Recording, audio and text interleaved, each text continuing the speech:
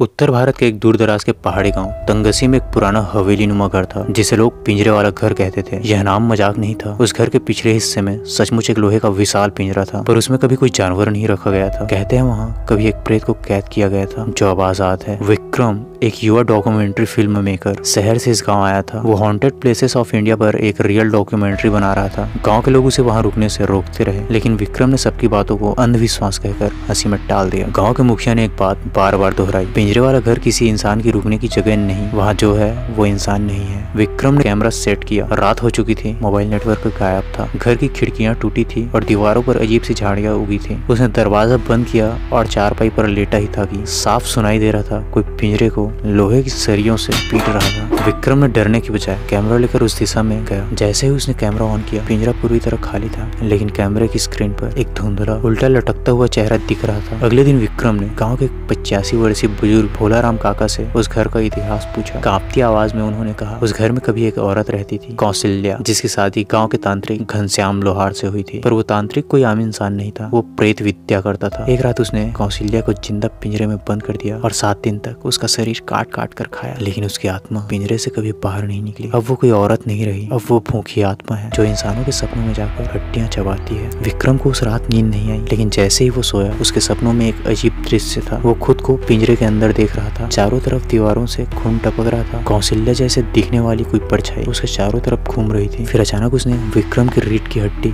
अपने दांतों से चबाना शुरू किया। विक्रम चीख कर उठा, लेकिन कमरे में अंधेरा नहीं था, बल्कि किसी ने दीवारों पर खून से लिखा था, तुम भी अब अंदर से खाली हो जाओगे। विक्रम ने उस दिन से खाना खाना बंद कर दिया। ना भूख लगती थी ना प्यास, लेकिन एक नई लत लग गई थी, हड्डियां चबाने की। वो जानवरों की हड्डियां लगातार चबाने लगा। जब गाँव वालों को भनक लगी तो उन्होंने उसे रोका, लेकिन तब तक देर हो चुकी थी। एक रात उसने गाँव के एक लड़के को पकड़ लिया जो उसे पिंजरे की तरफ जाते देख रहा था। अगले दिन लड़के की जबान, नाक और रीढ़ की हड्डी गायब मिली और विक्रम के मुंह से खून टपक रहा था। कहते हैं जब प्रेत किसी के शरीर को पूरी तरह नहीं खा पाता तो उसमें समा जाता है। विक्रम अब विक्रम नहीं रहा। उसकी आंखों की जगह अब 2 काले गड्ढे थे और आवाज बदल चुकी थी। अब जब भी वो बोलता, उसके गले से कई आवाजें एक साथ निकलती थी। वो बोलता था, मुझे अब बाहर जाने दो, मैं भूख से मर रही हूँ, मुझे और मांस और हड्डियां चाहिए। गाँव वाले भागने लगे, लेकिन वो नहीं भाग सके, क्योंकि वो अब गाँव के हर घर के सपने में आने लगी। गाँव के कई लोग अब बिना खाए पिए रह रहे थे, क्योंकि रात को सपनों में कोई उनके शरीर का हिस्सा काटता था। एक बूढ़ी औरत ने बताया कि उसने सपने में खुद को देखा, उसकी आंखों को कौशल्या निकाल रही थी और जीभ से चाट रही थी। जब सुबह उसकी बहू ने उठाया, उसकी आंखें सचमुच गायब थी। विक्रम का कैमरा गांव वालों ने कुछ महीनों बाद जंगल में टूटा हुआ पाया। उसमें एक आखिरी रिकॉर्डिंग थी। ये रिकॉर्डिंग